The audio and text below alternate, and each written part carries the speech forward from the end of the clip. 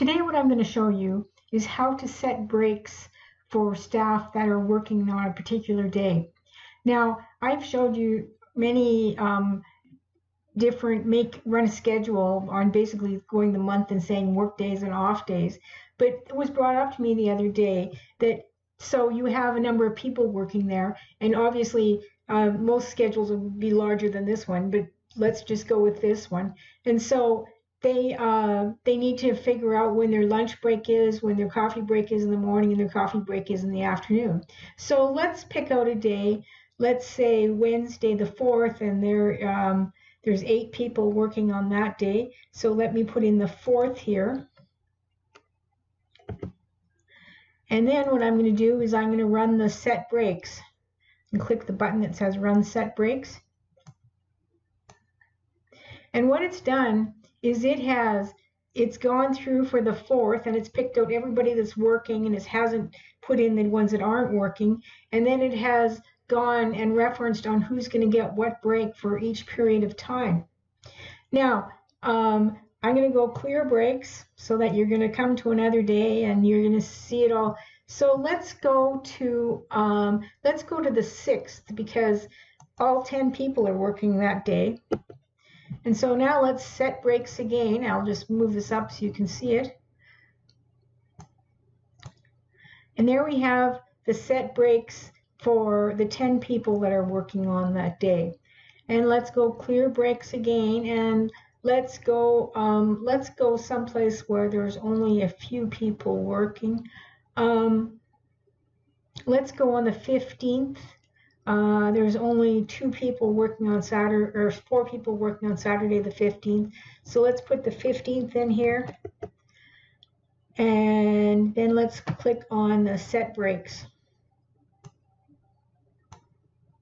So there you have the breaks that are set: the morning coffee, the lunchtime, and the afternoon coffee set for the 4 people that are working that day.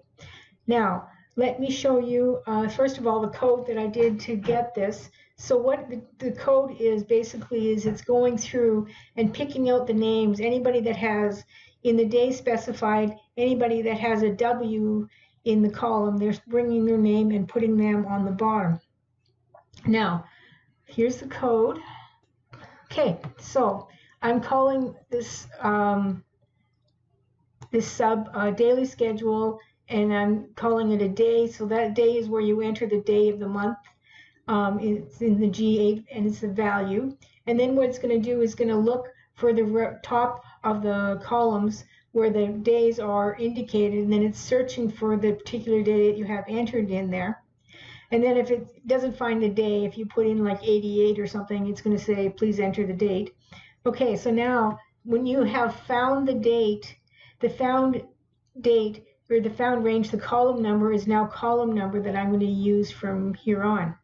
And so row number equals 5, R for row number, and end row equals 19, that's the end of my staff, and staff number equals 1. And so what I'm going to do here is if sheets 1 cell R, which is the row number, column number, which is the one that you've calculated or figured out from where the date is, and value equals W, then name equals sheet 1 cells R2, and that's where the employee names are, and R is the row that you're on, and end rows equals plus, then you add to the bottom end row. Okay, now the sheet 1 cells end row equals 4 equals name, and now we're going to count the staff, the number, just because it's a number that's going to give us the date. And then end if, and staff number equals staff number plus 1. Okay, and then it goes next row. And so that carries on. So that's as far as the code goes. I will include the code in the description of the video. But let's go back to the sheet here. What I have done on this, and I have over here, and you could certainly put it on another page, I have put, so there's 10 employees here.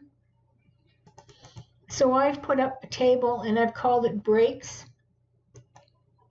And the breaks for numbers 1 to 5, they go 9:15, 9:30, goes by every 15 minutes. Their lunches go by every half an hour. Now, ideally, you don't want to have too many people off the floor at the same time, so that's why we try to stagger them. And then the number goes with there. And so when we go back over here, and I go clear breaks, and let's pick the 5th, I guess. Let's put the 5th in.